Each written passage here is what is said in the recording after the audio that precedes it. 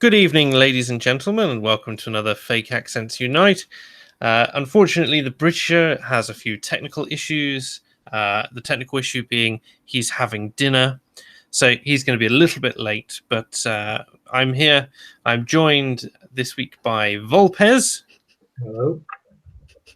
I can hear sniggering. Is the Britisher snuck in literally the last 10 seconds? Yes, yes. Yes. Good evening, Britisher. It's a pleasure to see you. Good evening, everybody. Apparently, I'm having technical issues. Yes, the technical issue being that you're hungry and you needed to eat. You were just having Jeeves clean up after you, I see. Well, you see, I mean, the staff make so much effort. One can't just, dismiss the footman out of hand. No, you don't want another Anatoly situation. One has to play one's part. Yes, indeed.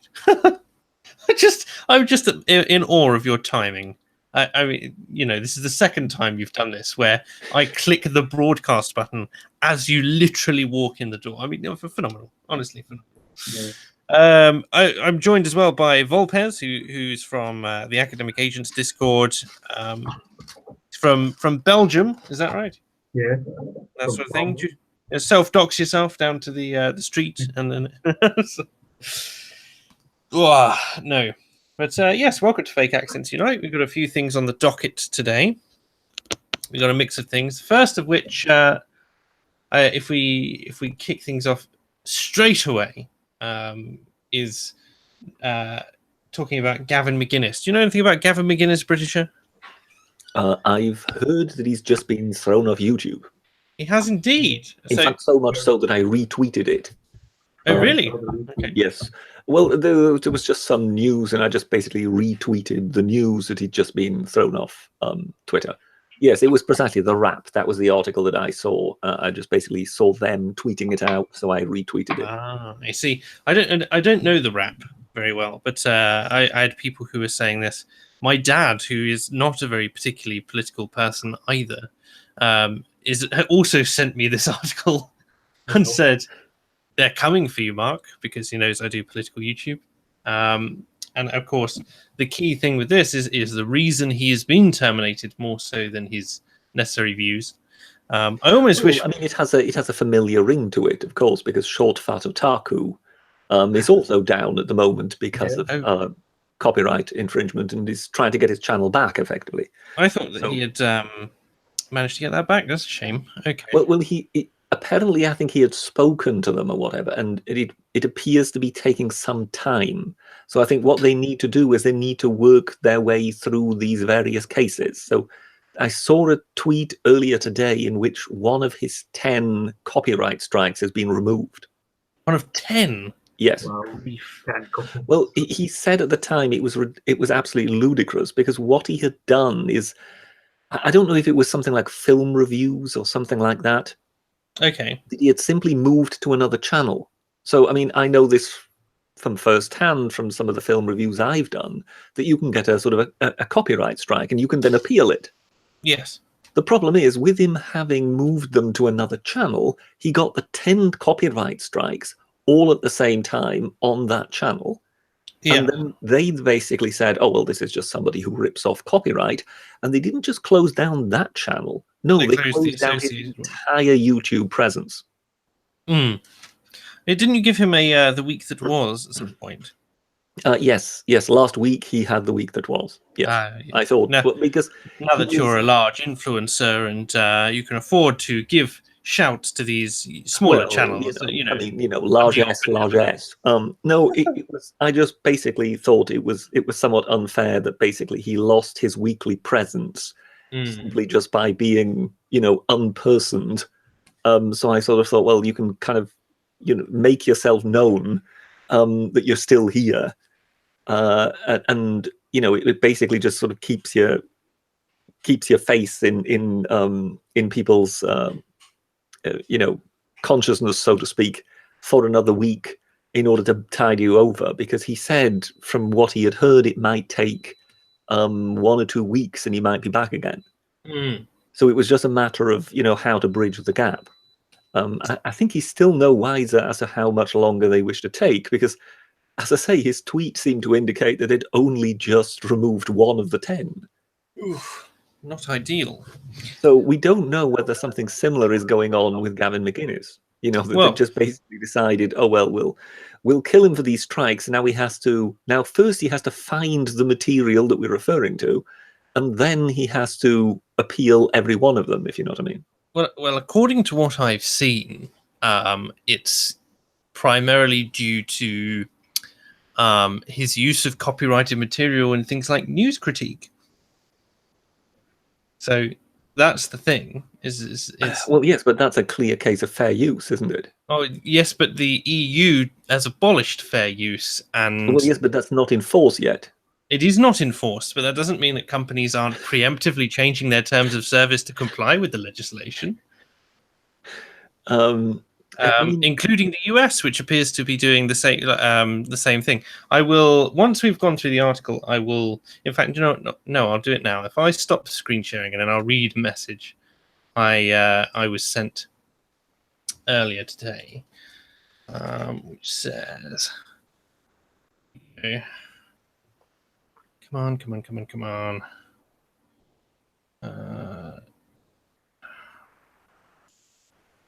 Yes, here we go. Gavin McInnes has had his YouTube account terminated because we received multiple third-party claims of copyright infringement regarding material he posted.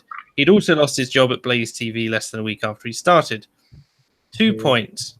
Anybody using third-party audio or video clips under fair use has been told that that's no... get them off... Well, this is like an advice thing, so it's saying, you know, get them off YouTube now, or get authorization in writing for the inevitable appeals. Join Gab, etc. US-based companies are relying on Section 230 of the Communications Decency Act 96 to support their action in deplatforming. EU Electronic Commerce Directive 2031 EC is embedded into member states' legislation and insists that social media platforms must kick people if they contravene EU law. And anyone who thinks they're okay because they're not discussing the subjects that got Sargon et al. Into trouble needs to rethink. Gavin didn't get deplatformed for dodgy content, but YouTube just found another excuse. The net is closing.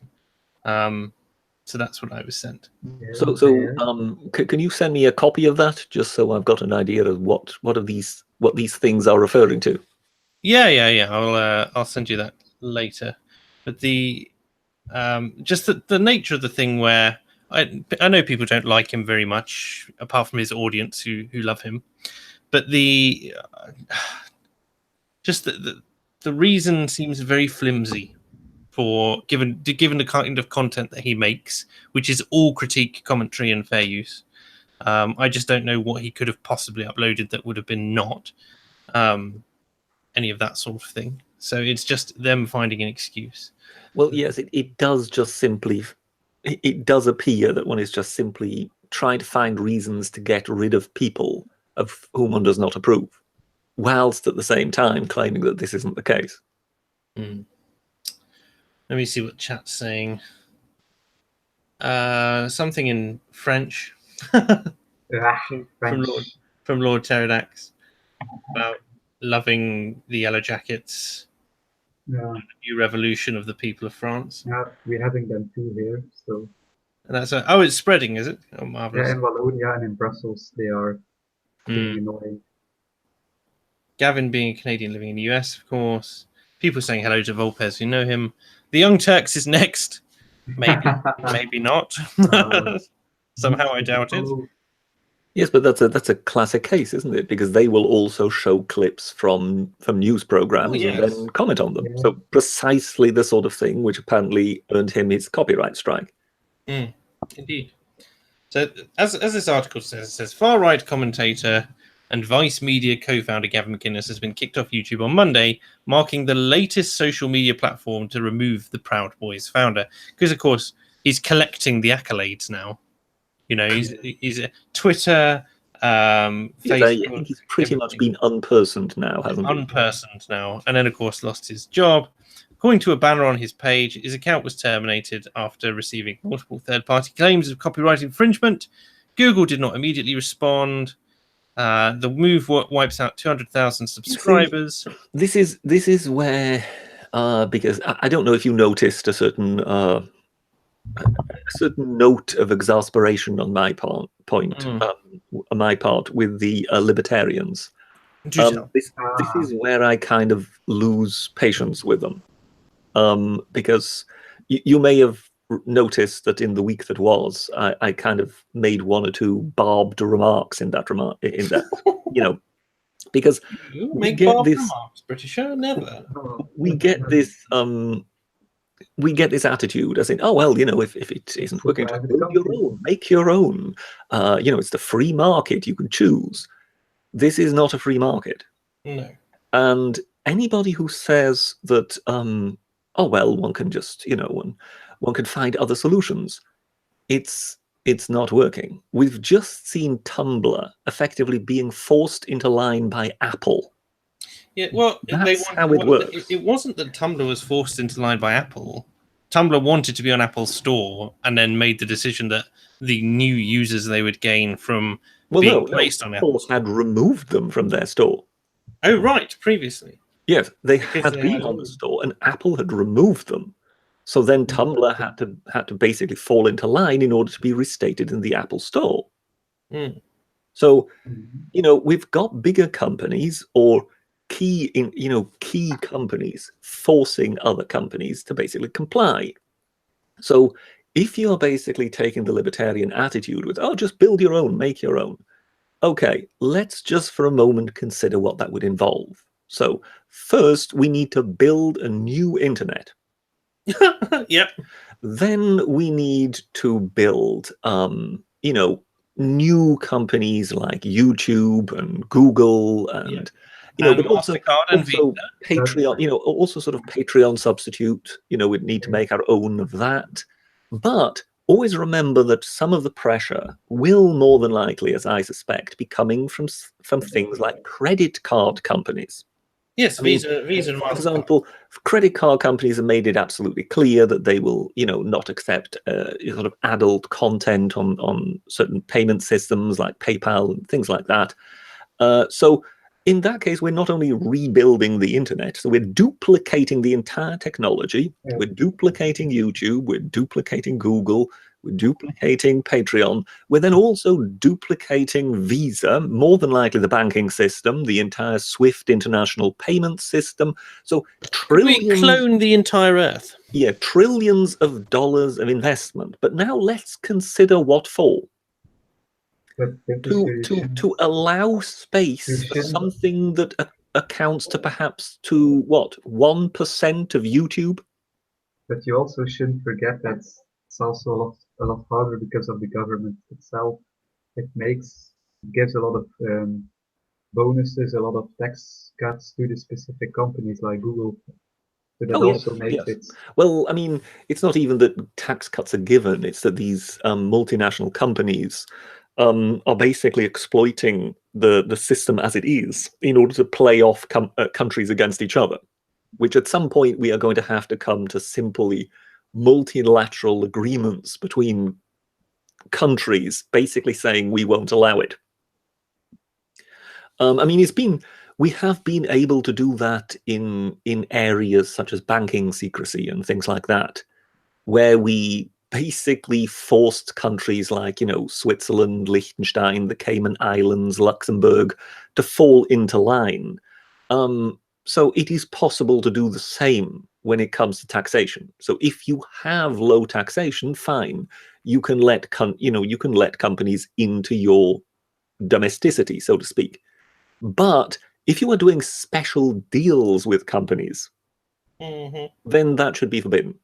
Straight out. Basically, your tax system, your tax code has to apply to everybody, and you can't make a special deal. So I don't know if you've heard how the Starbucks example works. Do tell. Well, Switzerland, or I think a canton in Switzerland, has made a deal with Starbucks. So what they do is they buy all their coffee for the entire consumption of the UK. They buy it through Switzerland, through that sort of letterbox company in Switzerland. Okay. And then they sell it at pretty much next to retail price to the branches from that Swiss shell company. meaning the branches will make no profit on it because it's pretty much the retail price of the coffee as they sell it, meaning that the entire profit is peeled into the Swiss shell company, which of course has the special deal with the authorities there. Yeah. And you just go, I'm sorry, but there is no way that can be permitted, because you have to. If you look at companies like Amazon, or if you look at Starbucks, things like that, how many traditional coffee houses have closed down due to Starbucks? How many bookshops have closed down due to Amazon? Now, they were all regularly paying tax and rates. Yeah. So we have suffered a tax loss due to those companies being replaced by these new companies, who are then finding unending ways of not paying us any tax. So there's no way, it's self-evident that as individual countries, we are going backwards. Well, yes, in the sense of monopolies are bad. Meanwhile, these companies are showing tremendous rates of growth. Why? Because unlike normal companies, they're not paying any tax. So basically, a lot of their profits that otherwise would go out in taxes are then immediately shoveled back into the companies. So yeah, it's as far as I'm concerned, yeah, it's just a non-starter. We need to kind of come up with some multilateral agreements between nations in which we just basically get rid of this sort of tax piracy, which has come up in recent years due to the flourishing of these multinational companies. Prior to this new phenomenon really being here, it wasn't really such a problem. But now it really is, getting to the point where if we don't stop it now, then in 20 years' time, we will have these huge, leviathans, all of which playing off all the countries against each other in order to get what they want. And welcome, at some welcome point, to the metropolis. Has to trump these companies. Welcome to the dystopian metropolis, ladies and gentlemen. It's on its way. Yes, I don't quite know how I got to talking about this. I'm just going. I'll just let him. I think I started off on talking how libertarianism is complete rubbish. Yeah, something like. Somehow I ended up on this, because yes, I must say, as far as I'm concerned, the libertarians spent the last bit of patience of mine that I had for that particular ludicrous utopia. I'd never guessed. When it came to this whole Sargon thing.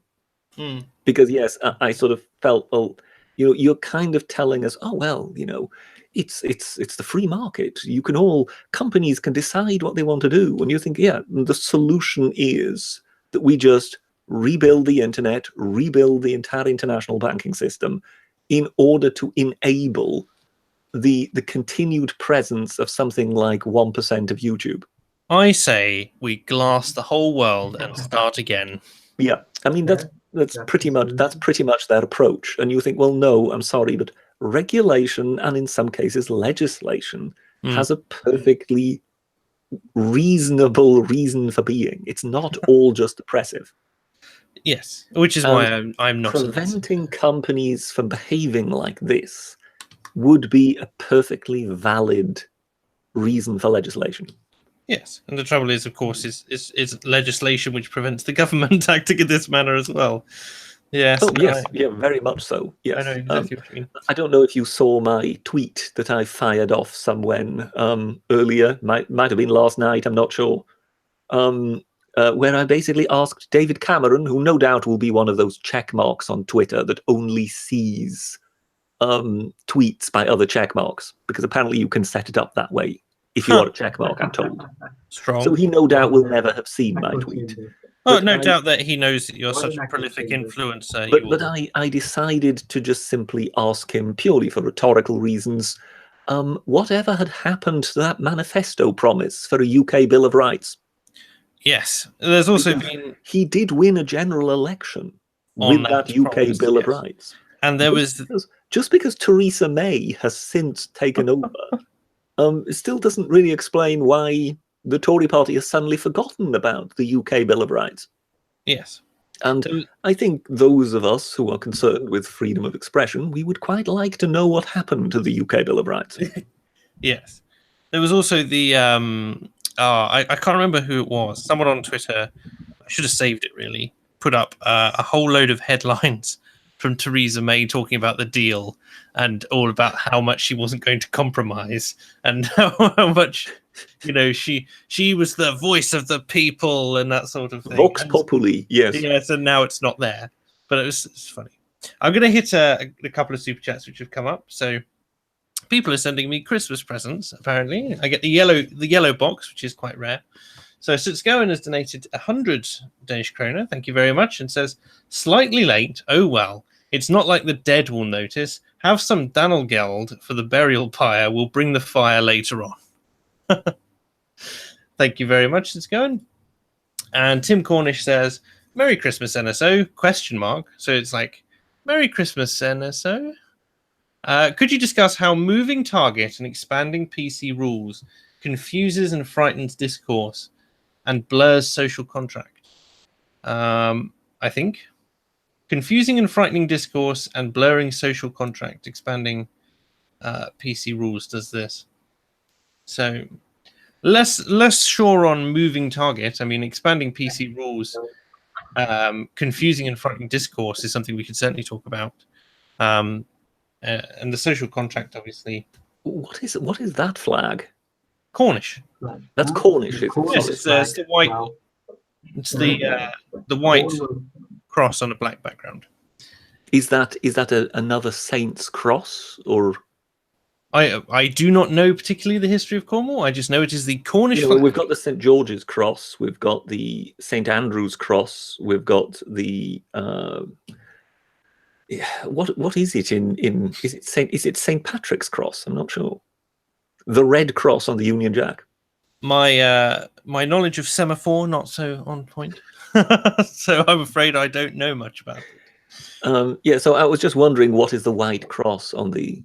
I mean, my assumption is that the cross on the Scandinavian flags more than likely will also have an. Sorry, I just disappeared there. Yes, you did for a second. I'm not sure entirely why. My little finger managed to hit the space bar, which I've just now discovered mutes me.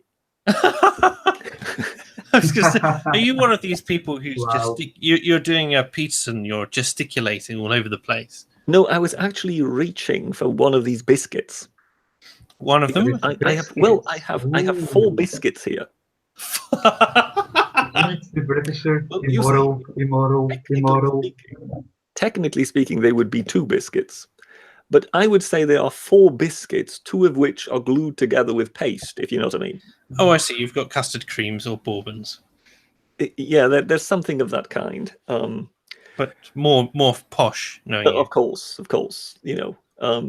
So yes, whilst reaching for this biscuit, I managed to knock off the sound. I didn't even know that touching the space bar muted me, but now I've just learned something. Of course you wouldn't. You are Sutsgoen says, yes, the White Cross is some symbolism of having abandoned our rightful rule of the normal northern hemisphere. Somebody just told me a little joke earlier today. What was that? That he'd gone to run a marathon somewhere in Scandinavia, but he was completely out of shape. But nonetheless, he enjoyed it. As he was running, he met some Danes. He even met some Swedes and Norwegians, but he never got to the finish. Wow. Okay. I don't understand, but there you go. Maybe I'm just completely messing it. Of course, I'm being corrected in chat that it's not semaphore, it's vexology for flag identification purposes. Joan Everton says 1689 Bill of Rights. Someone's been watching The Big Bang Theory, haven't they? Oh dear. Certainly not me. 1689 Bill of Rights is technically still in use now. 1689 Bill of Rights technically still in use, no? For this country, because we we signed up to the European Bill of Human Rights, but we haven't. It's not in our law. Is that sort of thing? Well, if I remember rightly, the UK Bill of Rights was supposed to be a way by which to get rid of our adherence to the European human rights. You know, the UK Human Rights Act, which ties us to European human rights and the European Human Rights Court. This being the court which recently decided that an Austrian woman had effectively committed blasphemy by saying that Mohammed was a paedophile. Oh, yes. So it is that court that there are quite a few people who would like to detach the UK from. But in order to do so, we would need to replace that law with something. Yeah. And therefore the suggestion was, well, a UK Bill of Rights. Yeah, and that was being championed by David Cameron, and it was in the, I think, 2015, correct me if I've got the wrong year, I'm not sure, but I think it was in that year's manifesto. So that was a Tory promise. And I would just like to know where that went. It would have been interesting to know what they had to say on free speech. So I think maybe we could do the other part of today. Have you not got a better microphone, Vulpes? Because your voice is so muffled right now. I couldn't make out what you were saying. Through cotton wool, I'm afraid. Hello? Oh. Have I hit a button again without realizing, or is everybody just immediately Is this one gone better, silent? or is it still bad? Still pretty bad. I've got to be honest. It's not much we can do, but it's hard to make you out, man. Well, it's good to see in the chat that Sut Scowen at least has cottoned on to the joke. Yes, and you'll notice underneath I had my response. But there we go. I am going to talk about. I'm sure that Sut Scowen won't have to do that. I'm sure Theresa May will gladly send someone round to do that. Should you continue to be critical of her Brexit efforts, which are perfect and the best possible deal that anybody could possibly get. Yes, I've got something which sort now of. I just hope that the gentleman standing next to me will remove the gun from my temple. Yes, of course. I believe we'll come across something which may end up answering your question, Tim, later on this evening. But there we go. But we'll talk about France and Brexit and Belgium first, I think. So Joan Everton is saying, "Dear USA, we had free speech first. Deal with it." Well, we never had free speech itself. We had. Well, we did technically. It's common law, which means that if it's not expressly forbidden, it's free. So, because we didn't have hate speech laws. Yeah, you can discuss that with the BBFC at any time of your liking. Yeah, they are the official British film censor. And let's see whether they agree that anything that isn't expressly forbidden is permitted. Bizarrely, it tends to work the other way around there. If you want to distribute any sort of video in this country, you need their express permission. I'm pretty sure the BBFC didn't exist in 1689. Well, yes, but they're an interesting illustration of that principle, aren't they? Yes. Well, our slide away from our perfectly reasonable common law system and now gone. So there you go. The Mad Mercenary says French man bad. Well, what is it? Is it 18% support by now? Something like that. But I find myself strangely elated at being confirmed right when it comes to Emmanuel Macron. Because at the time, I said that the people had been hoodwinked. And when they realized that they were hoodwinked, they would get angry. Yes. And, I mean, when it comes to Macron, it was the ultimate hoodwinkery. Because they had effectively invented a new party about which nobody knew anything. they claimed it to be kind of, Blairite, the third way. We found a solution to all the disagreements, vote for us. He, meanwhile, was the political new man, the clean sheet, even though, in fact, he had, in reality, been finance minister to François Hollande, the very man who was at the time still president. And he was clearly part of the kind of political establishment. And it seemed obvious to me at the time, when you saw his rallies, they were so slick, they were so well put together. Given that this was a new party made up of complete political novices, how could it be so professionally made? And, compare that to UKIP. With UKIP, you've got the feeling, well, the door handles will more than likely fall off. It all looks a bit haphazard. Because it is, there are largely people involved whose profession hasn't been for the last few decades to be political. Well, no. They're not, most of them aren't career politicians. And whereas with him, everything right from the beginning, I mean, he was filling massive halls, and it looked like a sort of professional political rally of a major political party. And you sort of thought to yourself, who would be in a position to put that on? And you thought in France there would be 3 countries capable of staging it. So you would have the National Front as it was then. I think they've since sort of changed their name, haven't they? Or technically they've invented a new party, but it's still strictly speaking them. Then you would have the Conservatives and you would have the Socialists. And you just felt, well, the Socialists and the Conservatives had realized that the National Front with Marine Le Pen was going to make a serious effort this time round and was well positioned into beating them. So what they did is they simply created, more than likely together, they simply created a third option.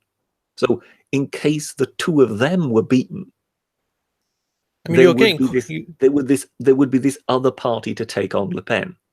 You're being quite conspiratorial. Well, if this is just utterly conspiratorial, then explain to me how it was possible for this political force to arise looking like a major, long-standing political party out of nowhere and sweep to power. Did I say you were wrong? And to me, it reeked right from the start. And how the French let themselves be hoodwinked, I don't know. I mean, maybe it was just that they were willing to vote for anything else than the existing system, and they still didn't want the Front National. So, in that regard, it could well be that they kind of all suspected that it was all a sham, but they thought, well, what have we got to lose?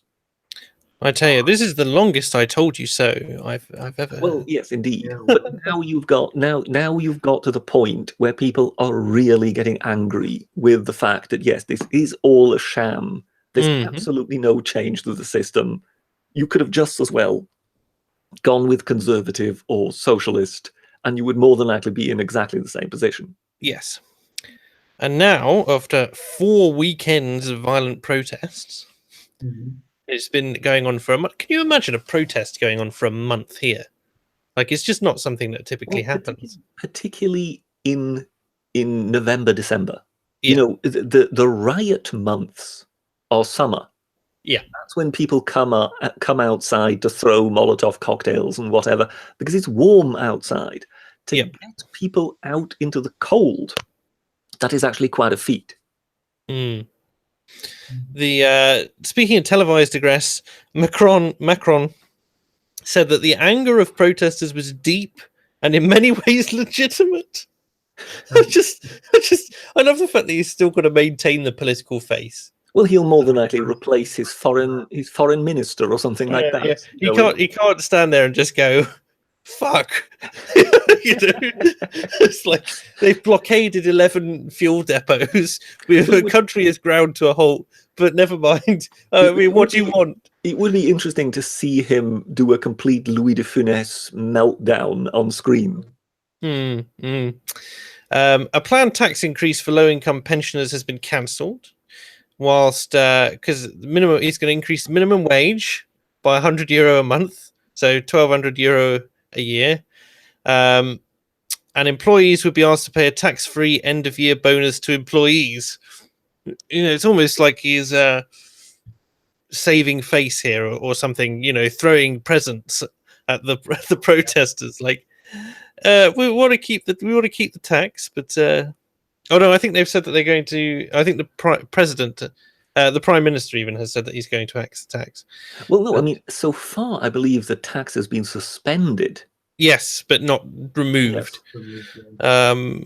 He said over the last 40 years there have been a malaise of villages and neighbourhoods where public services have been diminishing, where living conditions have deteriorated. Yes, and your governments are the ones which have done it. Yeah. There were people whose status in society had not been sufficiently well recognised. In a cowardly way, we got used to it, and everything seemed to suggest we had forgotten them. I mean, this is a man who said, like, to one end, he's backed into a corner, right? Because he was elected on a promise of that, because France obviously is a storied history of protest.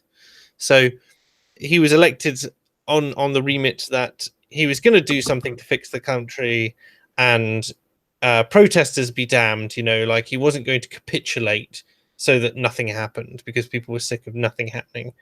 And so he was kind of stuck. But now that 80% of the country is against him, Well, I think it's probably time for him to recognize the way the wind is blowing.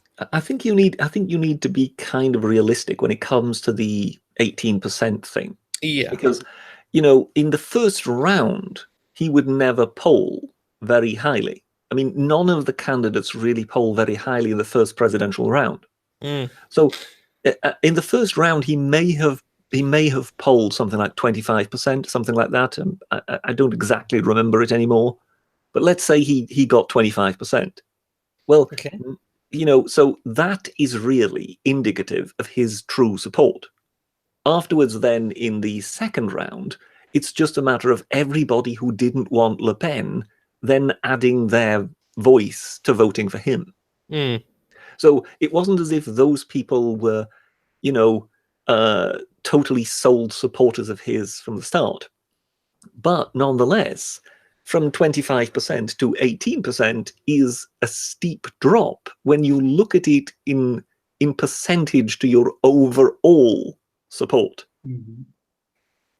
Do you understand what I mean? So that means you've lost somewhere between, what is it, a third and a quarter. And you kind of wonder, how on earth are you supposed to recover from that? I mean, wasn't it Hollande who didn't stand at the last presidential election because the polls had him somewhere at 14%? I have no idea.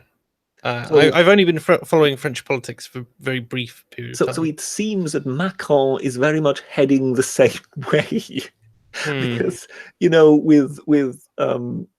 with rioters in the street and fuel blockades and whatever, you can't see him getting more popular all of a sudden. No, I don't think he's going to last in one direction, isn't it? But the other thing with this is I mean, they've been pulling in troops, haven't they? Like proper riot troops. Yes. As Binary Surfers sent super chat saying, have you noticed the EU logos on some of the police APCs deployed in Paris? Yes, but I think too much has been made of that. I think I do. Well, yes. When there was speculation, because it's not uniform on all of the APCs, that it was either a joke by some of the troops, or that it's just standard. I mean, I think it's either standard, or those particular vehicles had been on missions. Yes. So for example, places like Kosovo and whatever, I think still have got some, is it EU4 or whatever they're called? Well, I'm trying to remember, there's a film about like EU peace missions and stuff like that, where they go into former Yugoslavia and other places. And yeah, they paint them blue and they put the EU thing on it. Wasn't it Nigel Farage who some time ago went a bit ape when some British troops were sent there, and they wore the EU badge. So Scowen says, ignore binary, it's the gendarmerie. The logos look similar. Yeah. Well, I mean, no, I don't think it's a gendarmerie logo. Let me have a look, see if we can get gendarmerie. See if I mean, it is the gendarmerie, yes, but I don't think that their logo just happens to look the same as the EU logo. I mean, I don't know. No, we've definitely seen something which is different to that. It's not quite the same. Yeah. But I believe it is part of the military, if I'm not mistaken. It's a bit like, what is it in Italy? They've got something similar, haven't they? They've got the police, and they've got oh my god, what are they called? They've got sort of some kind of paramilitary police. I'm struggling to remember the name of them. I don't know.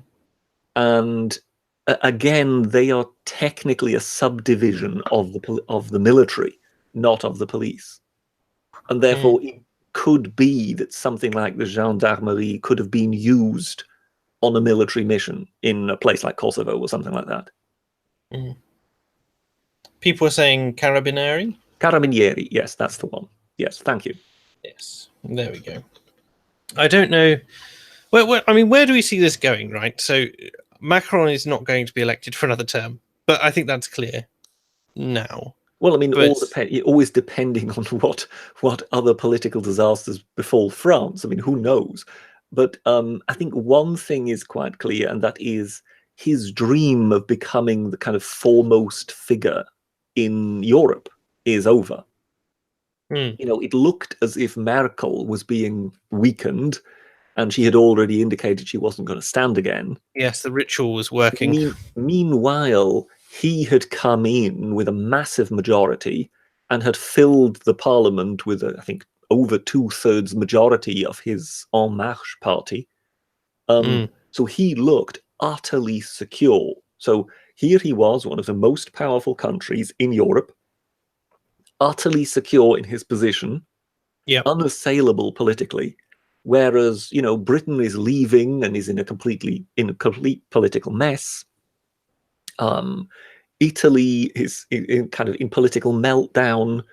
Germany, Merkel is gone. So he would be the foremost European figure, and therefore France would be set to dominate European politics. Well, that now no longer looks. Not when the protests, as we see here, are spreading to the Netherlands and Belgium now. Precisely. They're now exporting protests, yes. Yes. Although the reason for the protests are not entirely clear.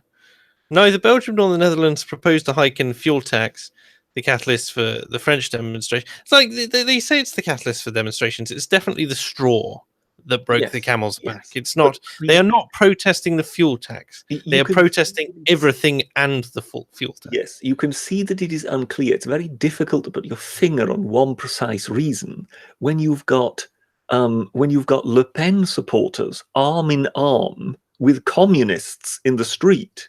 Yeah, and they don't ask each other about their political persuasions either. That's when you kind of realize, well, hang on a moment. What would you actually need to do in order to placate them? That's when also they don't seem to have any clear structure of leadership. So it's not even as if you could meet with them. Yeah, it's weird. But then they're effectively a people's EU, then, aren't they? With no clear leadership apart from some drunks and. Well, yes, as I say, you have to be careful with some of them. I mean, there are quite a few people, particularly on the right, who now seem to be interpreting all sorts of things into these demonstrators. They are the sort of Trump spirit. They're the Brexit spirit, and whatever. Well, Macron called it the Brexit spirit, and it's funny that the Americans aren't sure what to make of it. It seems from the American side to be either Europe is disintegrating and it's all migrants' fault or something, and then or this is Trump spirit making itself known. Yes, yeah, and all you can say is, I saw, I think that was pretty much under the headline of most of the articles at first when these things erupted, and it was that copy of a relief in the Arc de Triomphe, which had a sort of its head stoved in. And clearly it was a copy because obviously the original is outside on the arch and has and is obviously made of solid stone, so you wouldn't be able to bash it in, so to speak. Yes. The only thing you would be able to do is bash it off. You wouldn't be able to stove it in, if you know what I mean. So do a Sphinx's nose job, right? It must have been a kind of copy in the interior where the shop was or whatever. But it had clearly been smashed up. But what it was the face of Marianne, which is the French version of Britannia. Oh, okay. So this is any Frenchman would know this. This would be instantly recognizable to them. So, when it comes to, oh, well, these are patriots and whatever, yeah, this is the last thing a patriot would smash up. Yeah. This is the sort of thing an anti-far anarchist would smash up. Yeah. And therefore, yes, one always needs to take them with a little bit of a pinch of salt. It's very difficult to kind of see what each individual group is actually doing out there and basically, putting a tag on it as to what its political meaning actually is. Mark, can you hear me now better? Or? I can hear you, yes. We can hear you better. You still sound a bit as though you're speaking through a pipe, but we can now make out what you're saying, yes. Ah, okay, that's good.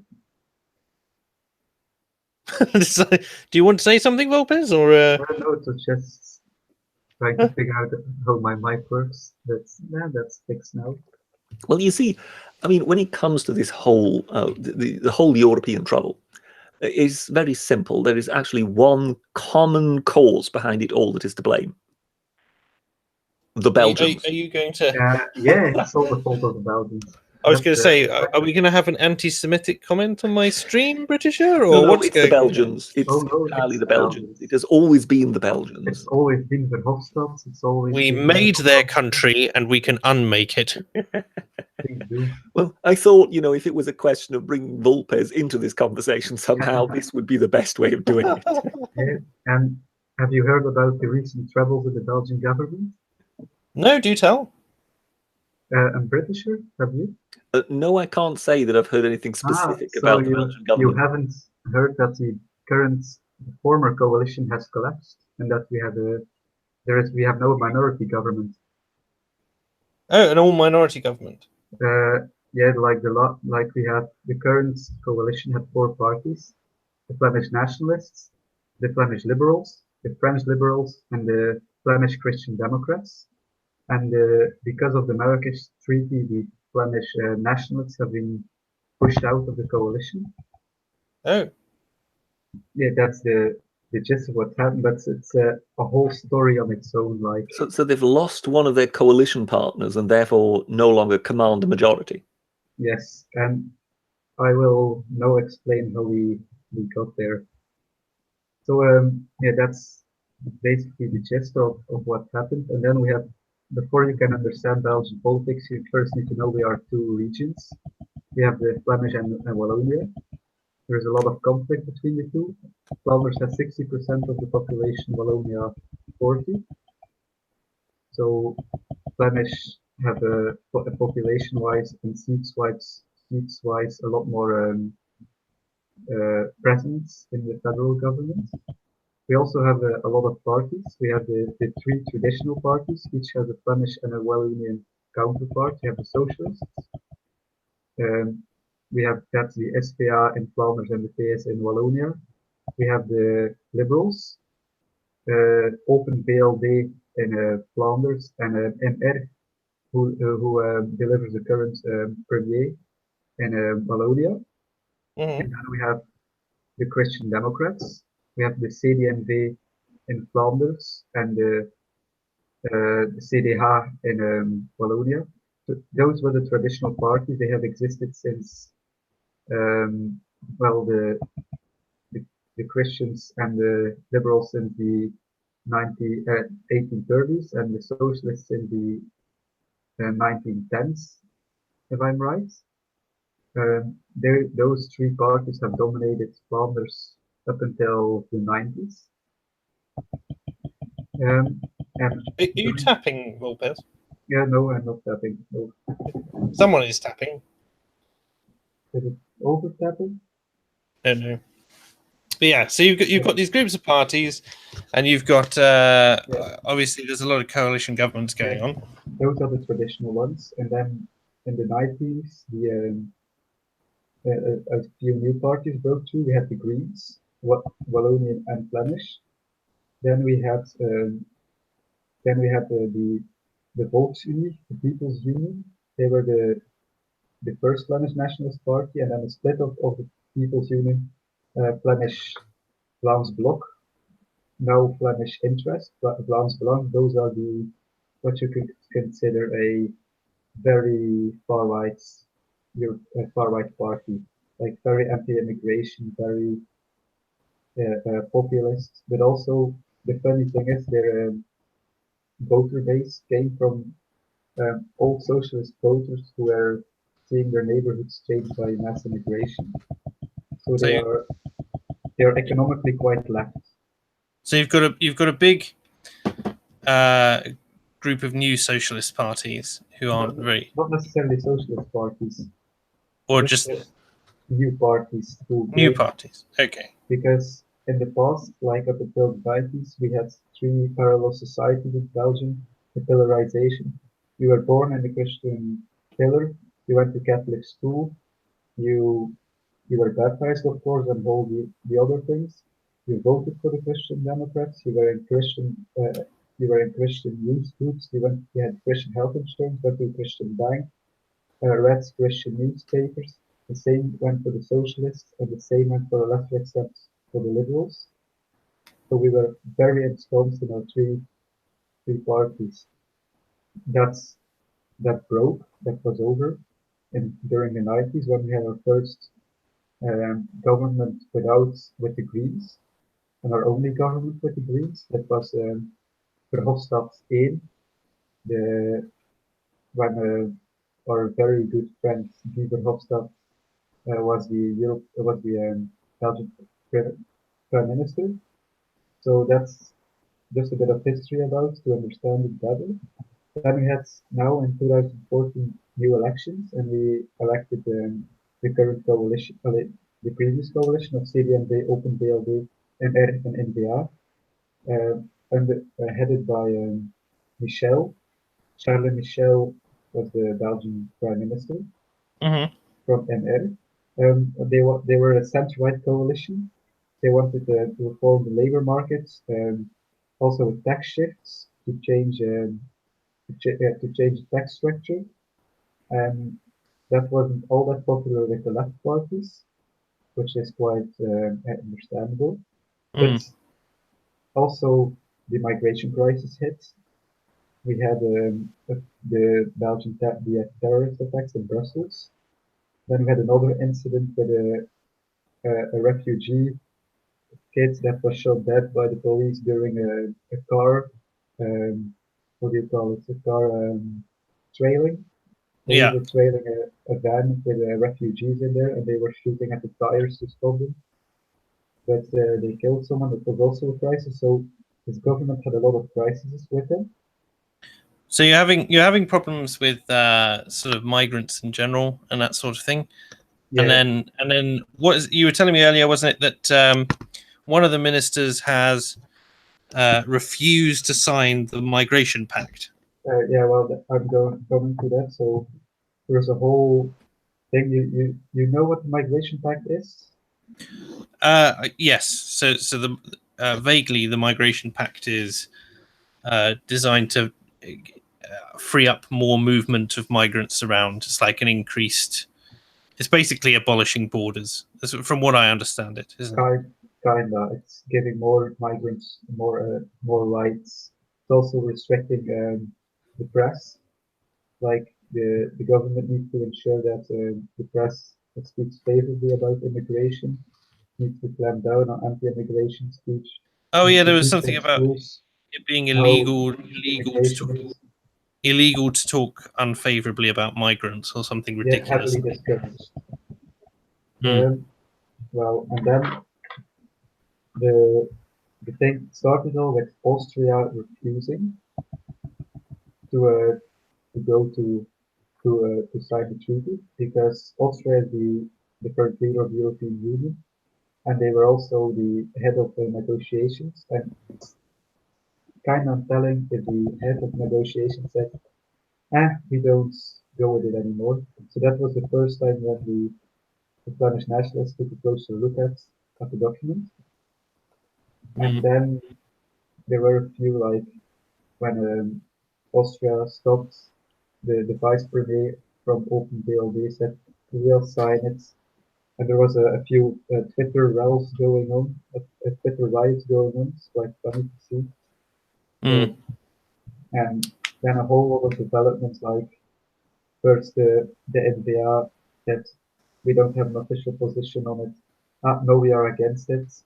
And then it escalated further and further up until 2 days, up until 2 days ago when Yeah. It's pretty rough, isn't it? Because they're not really talking. The media at the moment is all entirely centered on France and on the UK for Brexit, but no one's really talking about all these developments which are happening in Belgium. I think it might be worth you making a video effectively yourself. Just explain the history and so on. Probably buy a slightly better microphone, mate. But I'm going to move us on now, just for the sake of time and that sort of thing. But no, I have one request. Because daughter of Albion, Sarah is in the chat, and she insisted that if there's one thing Belgian she wants to hear talked about, it is Belgian chocolate. That's good. Of course, in the wake of Brexit, we will have no Belgian chocolate. Oh yes, yes, we will be. We will entirely. I mean, no Belgian chocolate will ever be seen in Britain again. No, never again. Neither will Christmas trees. Instead, we will simply get spiteful packages of super gonorrhea. And to finish it up, we have now a minority government. There was a vote, 2/3 for the Prime Minister going to Marrakesh. The NPA was kicked out of the government. And now, because the remaining partner said, we are going to change some of the policies, that didn't bode well for the NPA. So they said, no, we are not going to support the government from the opposition. And now they are calling for a vote of no confidence with 3 other parties. So we might have some early elections in 30 days. With the best in May. Well, best of luck with it, man. Let us know. I have family out near Brussels as well, so hopefully things don't get too chaotic. Do they always send you sprouts for Christmas? There we go. Me? Do my family always send me sprouts? No. Yeah, usually they send me their children to look after so they can have Christmas off. That's about it. We have survived with almost 600 days without a federal government, so we will survive again. People are saying it's good that there's no Belgian chocks, by the way. It's highly immoral. And that's joke lost on. Yes. I believe the chocolate house in Brussels is Neuhaus, isn't it? Yeah, that could be. Yeah, that's right. We need a people's vote now. What? And one. Do we need a people's vote on chocolate? Do we? People on chocolate, apparently. Yes. Trucks of Belgian chocolate stuck at Calais. Just one little detail: the polls are always 70 to 85% against Marrakesh, and the parliament was 2/3 for Marrakesh. So, well, we have a similar thing over here, isn't it? Where it's like 90% of MPs in favour of Remain. So about 50% of the population against Remain. The thing is, referendums have a bad reputation here in Flanders and Belgium as a whole. Because the last time we did it, we almost caused a civil war. Yeah, please don't have a civil war. I wouldn't Yeah. appreciate it. Just go and stop it for me, vulpes. just there we go. But jumping back to UK politics now. So Theresa May has called off an MP's vote on her deal. Funnily enough, I don't know what she was expecting. I think she was expecting to lose, but she was expecting to lose by about 20 or 30 votes. Yes, not by the entirety of the House. Well, I think it kind of began to crystallize somewhere around this morning. Because what is it? Was it Michael Gove at 11 o'clock who was still saying the vote's on? I don't know. So I've only pulled this between 11 and about 2 o'clock. Suddenly the plug was pulled, and they decided, no, we're not going to do this. Yes. So I think it began to crystallize that more than likely the whips started coming round with their tally, if you know what I mean, and started saying, look, by our estimate, you are going to lose by somewhere between 100 and 150 votes in Parliament. Pretty savage. And that has not happened to any prime minister. Ever. So in just the same way that a British government has never been held in contempt of Parliament, which is a new record she set when she didn't want to release the legal advice. Yeah. Which you may recall, I said was either being withheld because one didn't want people here to see it, or because one didn't want to see the Europeans to see it. Now, it has clearly emerged since that she didn't want the British to see it. Yes. Because it admitted to certain things that she was avidly denying. And I think that will not have helped her when it comes to trust and convincing some of her backbench MPs to stand by her. Oh, that's a terrible shame. So, I think having just been found in contempt, she could then politically not afford to then lose by 150 votes in Parliament. And her advisors will have simply told her, you have to call this off or you're out of office within the next 48 hours. I mean, I give her a week as it is, so...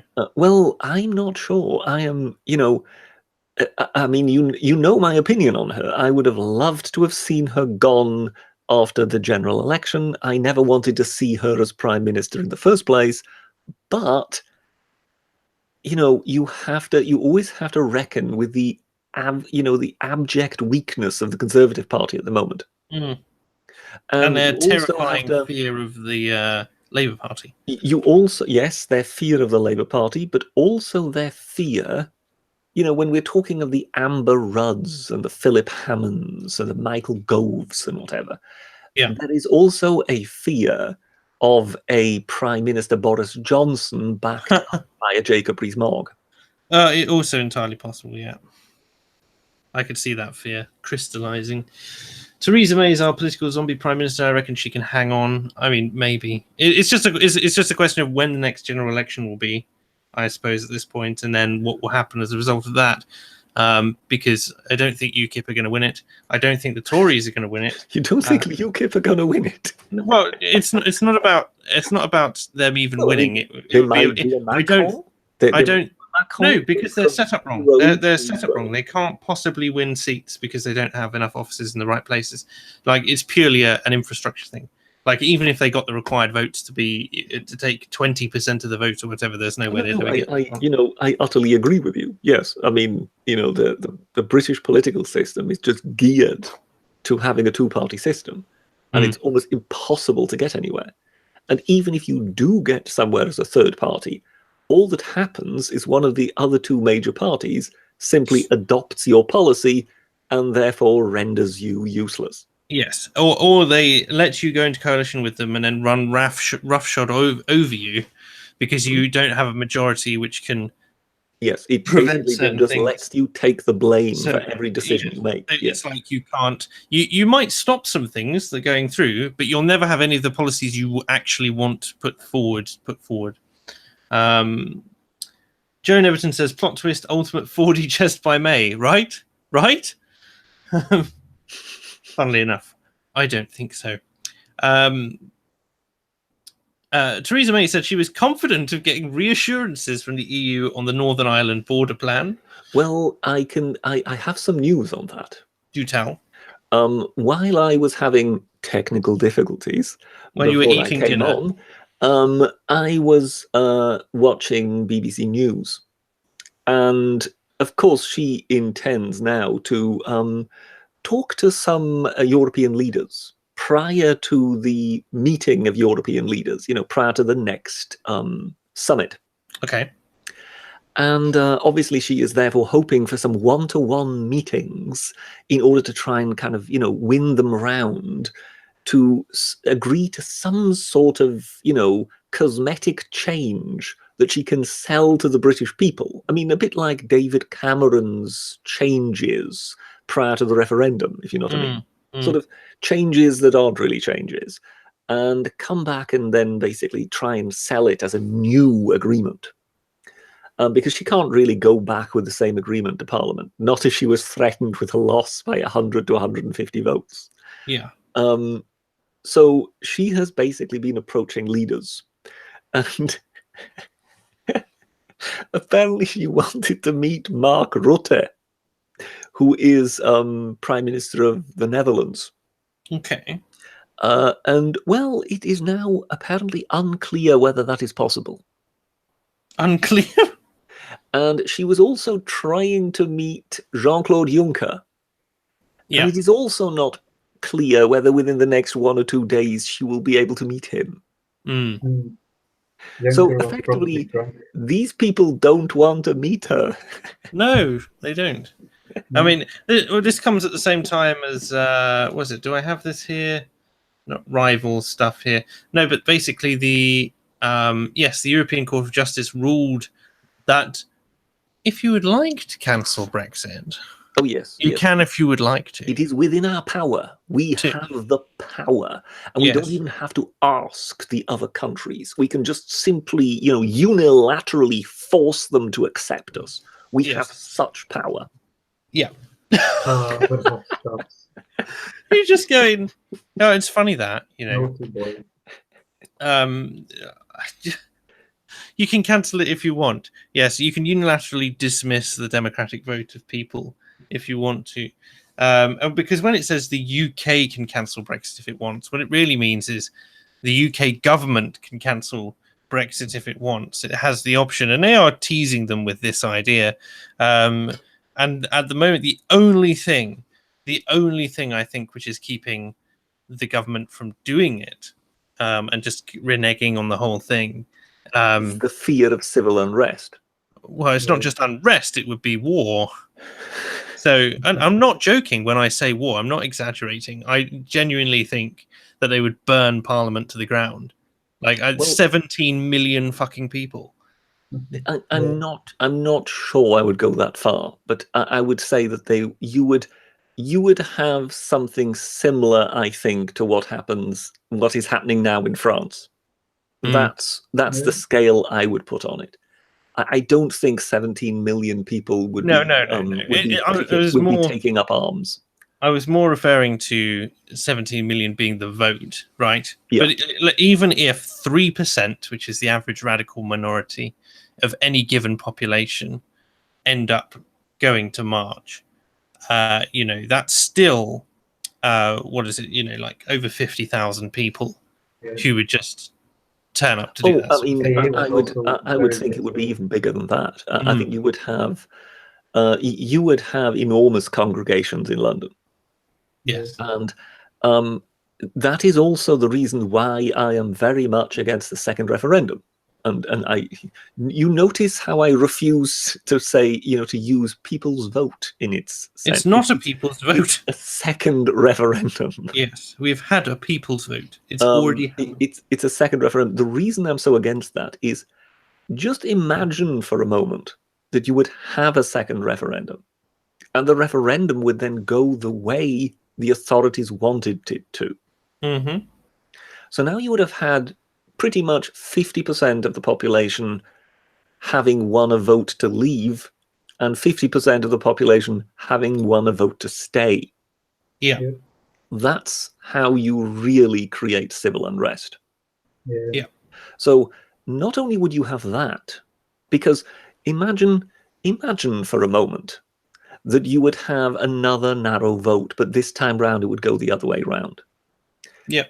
I ask you, as someone who is now a Leave supporter, Yeah. would you trust the result? Not a jot. Given that the entire government and establishment and every institution of power wants to remain, given that last time round they wouldn't have cheated because they expected to win, Yeah. given that this was now their last chance saloon, would you actually put it past May and cohorts not to cheat? No. And this is just it. So you would sow distrust on a level that would undermine the entire foundations of democracy in this country. And therefore, we simply cannot do it. Yeah. Because, okay, fine, it could just come out as in Leave again. I'm sorry. I'm sorry. Liberal Sardos says, but a chocolatey people's vote. There's just something about that phraseology which just tickles me. Well, that's the Belgian influence, you see. Yes. All those bloody Remainers voting for chocolate. Well, I mean, I'm surprised. We obviously cannot have any Swiss viewers, because otherwise they would be up in arms at Belgian chocolates having been mentioned and not Swiss. Yeah, Swiss chocolate. This is why you're here, Britisher, as a man of the continent. Well, because of course there is a rivalry between the Belgians and the Swiss regarding who makes the better chocolate. Yes. I don't think I've had Swiss. I can't remember the last time I had Swiss chocolate. Joe asks whether Belgium had any experience with referendum. Yeah, once in the 50s. It's called the King's Question, and it ended in large civil unrests and almost civil war. So it's not really liked around here. No. Well, yes, you have a severe division in Belgium. Yeah, I believe that is also one of the problems when it comes to interior security in Belgium. yeah. I heard that when it was, when there was the problems after the Paris attack, when this one terrorist fled somewhere to some Brussels suburb.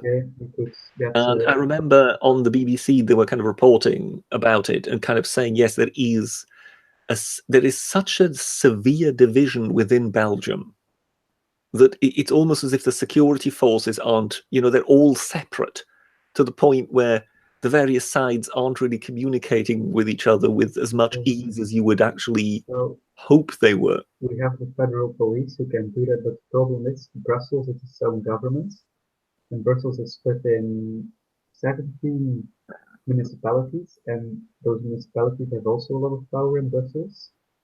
So if the mayor refuses federal support, and Brussels itself is quite corrupt and isn't nicely. Brussels corrupt? I would never have thought it. No, Brussels corruption. These words are oxymoronic statement. There, it's completely antithetical. I think that Belgium is the most corrupt country of Western Europe. I'm quite certain of it. Like 21 billion euros a year go poof in corruption. Yeah, straight to the European Union. That's 6% of the GDP, but it's also, like I call it, Belgian nepotism. Even in our own municipality, if you know someone, you can always get your own cases. But before for example, you're renovating a house, you need to get your permits. If you know somebody in government, in the local government, it's quite easy to get along. Same goes for almost any other. It's not really money related, but it's a lot of favors. Yeah, it's like a social capital type. Yeah, and then as a trades, you let them speak on your social events. It's all fixed. Joan Everton saying even Spain is humiliating us. Weak, dilapidated Spain. Yeah, there was also a political row between Flanders and Spain because of Catalonia. Yes. I think when it comes to Spain, we have to be careful when it comes to the use of the word humiliation. I think what we're looking at with Spain is an excited kind of handbag dog jumping up and down, kind of yapping like crazy. Do you mean a chihuahua? Something like that. You know, I mean, there's various, as opposed to just handbag dog. there is various types of those ladies' handbag dogs, aren't there? Or as we call them, Britishers' dogs.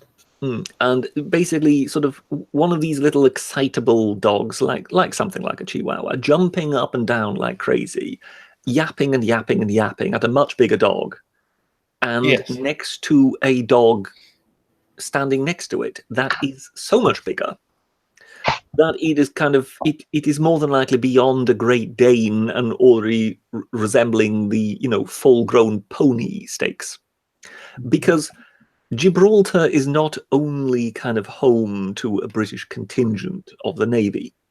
Gibraltar is once in a while also used by the US fleet. And the Spaniards, not being able to differentiate between a American or a British submarine coming into port, like harassing them. And the Americans are also not keen on being harassed. Oh, funny that. Yeah, very funny indeed. And you sort of think, yeah, at some point, something is going to happen one day to one of those Spanish vessels, because there is going to be some kind of miscommunication and something is going to go wrong. Or very right. Yes, whichever way you want to look at it. And so Scowen has chimed in saying chihuahuas are not dogs, they're rats. Yeah, Send Peter. But it's, I just kind of, it is rank stupidity what the Spaniards are doing. So basically, you don't take, somewhat sort of obsolete Coast Guard vessels and start harassing actual vessels of war. Yes. Basically banking on their restraint. Yes. Because no end of misunderstandings are possible. Well, we live in a very, very strange world where you are kind of like, the respect has kind of gone for it because we've gone so long now without people effectively, being very permissive, with people being very permissive about what they let other nations get away with in terms of sovereignty, stuff like that. But when you hear that we somehow had to launch a vessel in order to shove the Spanish vessel out of the way that was harassing an American vessel coming into port, that's when you've got the feeling, it doesn't take a lot and something could seriously go wrong in such circumstances. Single grenade over the side of the boat. Well, all it would take would be, some things to happen at sea that are terrorism related or something like that, and boat crews to be much more on edge, and then something like that would, if something like that then were to happen, would the restraint necessarily be as high as it is now? No. And that's where I just sort of think the Spaniards are really playing a stupid game. And it is entirely based on the fact that they know that as such, they're not really a threat to us, and that therefore we will show restraint. So it's a kind of, it's sort of political theater that is being put on. But sooner or later, something in that regard could go very, very badly wrong. And I'm sorry, it would be entirely their fault, because they are constantly staging these provocations. Jumping back to national waters now, because we've only got about 10-15 minutes left, and I want to jump through this stuff and get to the next story. Unfortunately, I have to round things off before the 2-hour mark today. Just going to say, Binary Surfers donated a $5 says, look, I think we all know that people that voted leave aren't people. So it wasn't a people's vote the first time. At least that's what the BBC told me. Yes, they're a subspecies of human. Yes. Yeah, they're the Untermensch. Yes. They're the who actually voted to leave. Yes. Yes. He says as someone who voted Remain. Yes. No, it is utterly remarkable how this is being portrayed. And what is so, because let's be honest about this, a great many of the people who are basically Remainers, and I think this is one of the areas that is very rarely touched upon, that there is something beyond just Brexit going on here. Mm. Well, put it like this, just brutally put, how many SJW types are leavers? I would suggest not that many. Yes, so that's what I mean. There is a deeper cultural divide between these two camps, other than this particular question. Oh yes, the Brexit question is a meta question, if you will. There is a meta cultural question. Can you tell I've been listening to Peterson recently? But going back to the story where the Prime Minister, I just love the phraseology, right? The Prime Minister vowed to put the deal to a vote, but said there was no point because it would have been defeated. What's the point of the vote in the first place? It's like, if you're 100% sure that something's going to go through, we'll put it to a vote. Yes, as long as I win, I'm happy to put it to a vote. Yes. Isn't that the Saddam Hussein approach to democracy? Does one even call that democracy at that point? I mean, she keeps going on about how this deal gives us control of all these things, which she's voided. I just want to know why she is still there. Yes. As I say, she should never have been made Prime Minister. We were told that all her weaknesses were actually her strengths. Yes. When she became Prime Minister. This woman is useless. Look at her record as Home Secretary. She was useless. I mean, to be fair, she'd be very good on an episode of Total Wipeout. If she's as good at sticking places she shouldn't be. You look at this, you look at it and you just go, I'm sorry, but she lost the general election that she didn't need to call. Yes. Now, in any other case, that's a resignation. She didn't leave. Now, we're always told how ruthless the Tories are when it comes to leadership. Apart from this woman. Why did they not get rid of her? She's got blackmail on every single member. Every single one. So basically, they didn't get rid of her then. Then we went into this farcical period, which is, and eventually she comes back with this sham of an agreement, which I don't know if you've seen the latest Jonathan Pye. It's called The Final Straight. He's actually at the latest Brexit rally. Yeah, the UKIP rally. I know because I got some lovely photos of him chatting to Carl, to Sargon. Yeah. And all the crap he got given for that. Because he was and to the point where, in fact, I think I've got him on Twitter now. If I go looking, he said something which I'm probably not going to read out loud because it's quite rude. But I think is the word you're looking for. Why can I not see? Well, the reason I brought him up, while you're looking for this, the reason I brought him up was because Jonathan Pye is obviously, he's a Remainer. He wants to stay within the EU. Yes. He thought that David Cameron made a big mistake. But even Jonathan Pye, he always goes on his famous rants in his videos.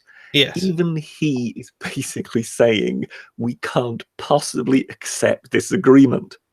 Yes. And basically, even he in the video says, we would sooner have a hard Brexit than this. Yeah. This is coming from an arch Remainer. Yes. And this is one of the things that I've been trying to get across to people, when I say, look, I voted Remain. I feel that we voted to leave and therefore we should do that. But I've never been a kind of jingoistic Union Jack waving leave supporter in that regard. No. I just feel, yes, it's something we need to do. And I look at this agreement and I just go, absolutely no way. So when I'm looking at when I'm coming across with that view, it is not because I'm a hardline Brexiteer and it's just not hard enough.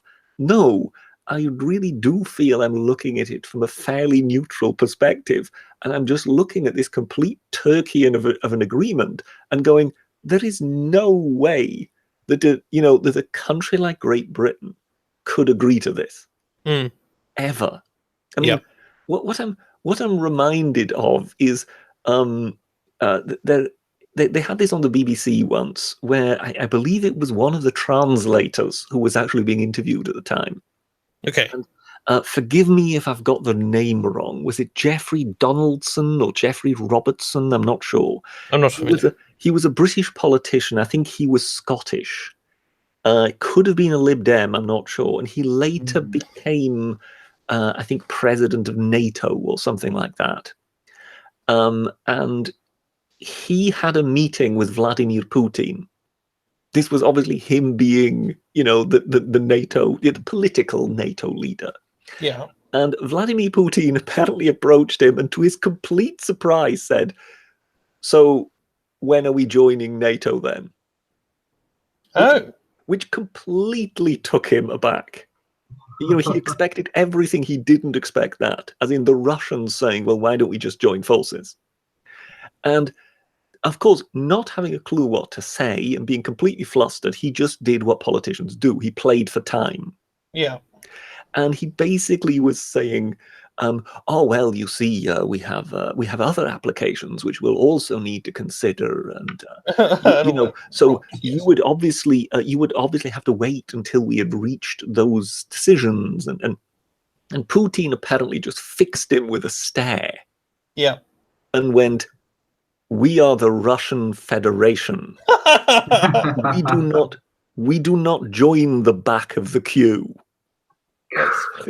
And you just sort of hang on a moment, so there they are. There is this man who is clearly some kind of, political mediocrity, not knowing what to say, telling the Russians, in effect, although politely, that they will have to wait until NATO has made its mind up. Yes. Has considered the application of Croatia, and here's a superpower being told to wait. And I am kind of reminded of that particular incident when I think of the way Britain is being treated here, because I'm sorry, we're a nuclear power. We've got a permanent seat on the UN Security Council. We've got aircraft carriers, for heaven's sake. Now I'm going to bring a comment from Daughter of Albion in the comments, who says, "Why do you keep calling him Putin?" Putin. He sounds like Putin. It's like Putin. His name is Putin. Putin. No, I call him Putin. Putin. Putin. Gravy covered chips. Yes. That's yes, but Jonathan Pye. You can tell Daughter of Albion that I have absolutely no idea what she's talking about. You can tell her yourself. But I am the person here who is pronouncing it correctly, and the rest of it are all wrong, as usual. So Scowen says that you might have carriers, but there are no jets on them. Well, I think actually one of them now at least has some jets on it. Oh, maybe. Yes. So watch out. We still have some of the old ones. But I'm just going to jump right back to this Jonathan Pye thing, because I have enough jets on that one carrier to take on Denmark. So it's true enough. Ooh, careful! He's one of my best contributors. You've behaved yourself, Britisher. I'm just going to run quickly through this Jonathan Pye thing and then go to our last story, because I'm pressed for time, unfortunately. But here we go. So Jonathan Pye is saying, "What a C I am, making those seeing documentaries about things. Could I be any more of a C? Interviewing people I fundamentally disagree with in an attempt to understand their position. What a C." He's not having a good time there. But it is amazing. Which sea? The Baltic Sea, Mediterranean Sea? The South the North China Sea. Whichever sea takes your fancy, Britisher. I'm not saying the word. People saying, "Who funds you?"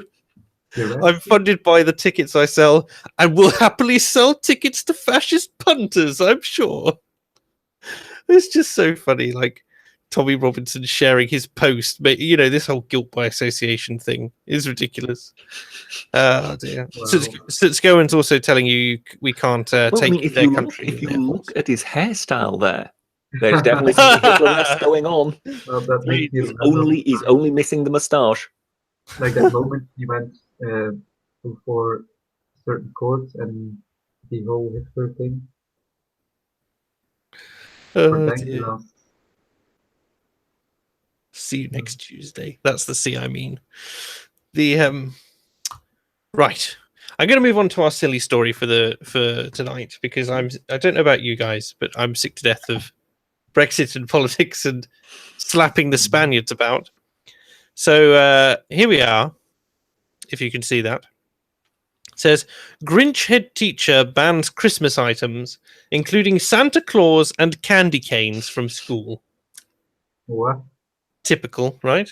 The head of a school has now been put on administrative leave after telling teachers not to use certain Christmas-themed items in their classroom.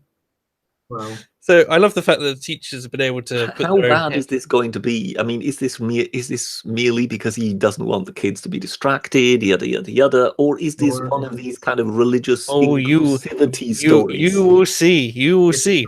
So if you It's didn't just already know, demographic. Christmas is meant to be the most wonderful time of the year. But one school in Nebraska, children were facing a rather miserable festive season after their head teacher attempted to ban a variety of Christmas items. There was a memo that was sent round to staff advising them on acceptable and unacceptable things in terms of Christmas decorations and school assignments. Okay. Let me see. You know, I'll tell you, that's the nicest I've ever seen Manchester looking. Teachers were told that generic winter-themed items such as sledding, hot chocolate, and Olaf from Frozen, you know, not that Disney is a cult or anything, were allowed. Yeah. Among the list of not acceptable items were Elf on the Shelf, Santa Claus, Christmas trees, Christmas music, which I agree with. No Christmas music, please. Anything red or green, and reindeer. So the principal also had a specific issue with candy canes, as she deemed them to have religious significance.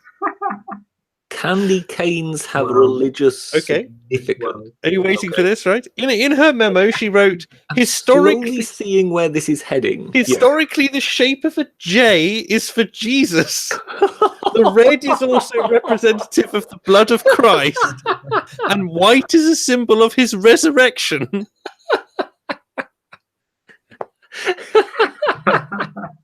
It's just the most ridiculous thing.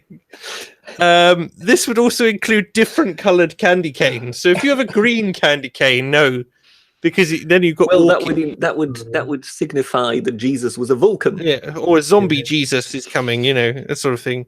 I feel uncomfortable that I have to get this specific, but for everyone's comfort, I will. Wow. For the Acceptable. greater goods, I Ex- will help you. I love this. Acceptable practices include holidays around the world, purposeful presentation of information to teach about different cultures. Right. So any other holiday that's celebrated this time of year, just not Christmas. Right. You're allowed snowmen, snow women, snow people, as long as snowmen and snow women didn't already encompass that. Snowflakes. This is from Texas, isn't it? This is from Nebraska. Oh dear. I don't know about Nebraska. I was hoping it was Texas, because in Texas I believe they still have the death penalty. Anybody who says snow people, well, what can I Yes. say? Oh, they get what they deserve. Not acceptable. Here's the more interesting lists, right? Santas or Christmas items, Christmas trees, Elf on the Shelf. It's Christmas related. In case you didn't know, Elf on the Shelf is Christmas related. You're not allowed to sing Christmas carols, play Christmas music. You're not allowed to send the kids home with a scholastic book that is Christmas related. You're not allowed to make Christmas ornaments, which assumes that a family has a Christmas tree, which assumes that they celebrate Christmas. And I challenge the thought of, well, they can just hang it somewhere else instead. Then you've got the whole bloody candy cane thing. And I say bloody not as a swear word, but apparently because literal, yes. the red stripe, it's like barbershops. Yeah, They represent- I think she's confusing barbershops there. Yes. Red and green items, traditional Christmas colours. So, you know, if a kid really likes wearing green tops, they're not Yes, allowed but to. the most embarrassing thing is that she's the head of a school and she can't spell colours correctly. Yes, of course. Even these damned colonials should know where the U goes. Yes, precisely.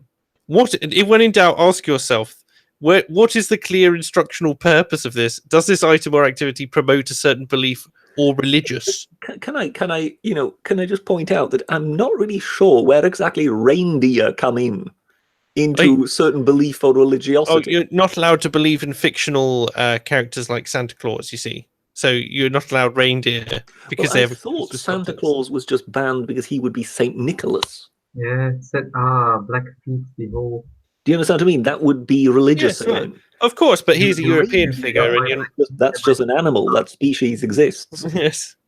So I think this woman, for all her bizarre attitude, she's not even consistent in her looniness. Of course not. Well, she is American, remember. Well, there is that. Yes, I mean, that explains it all. But please continue.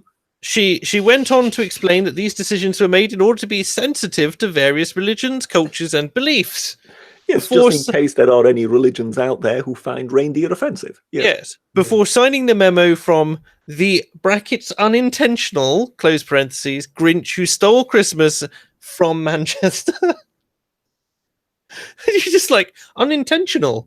Did you sort of trip and submit this memo?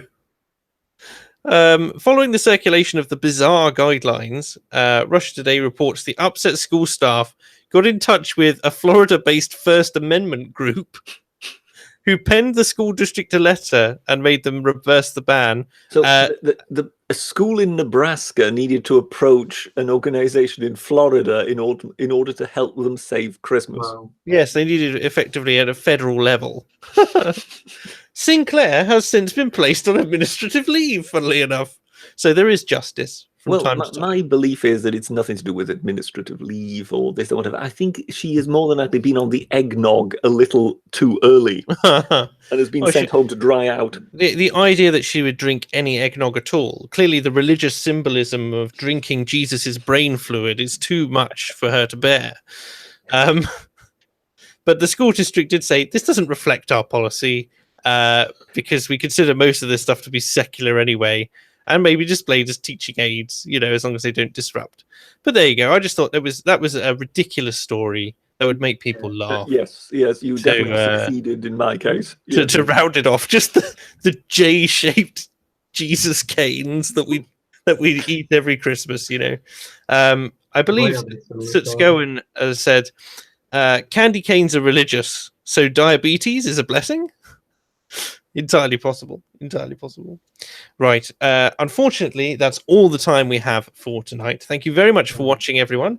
I have been Not So Obvious, and I've been joined this evening by Vulpes. Thank you for coming, sir. Thank you for having me. And by the Britisher, as always. Who counter to what some people claim, was actually here from the very beginning. Yes, you managed to be here from the very beginning, although not on time because the very beginning was 5 minutes late as we waited for you. But never mind that. We'll. Well, you were having technical difficulties. We will argue about this off stream, sir. Thank you very much. Thank you very much, everyone. Take care and good night.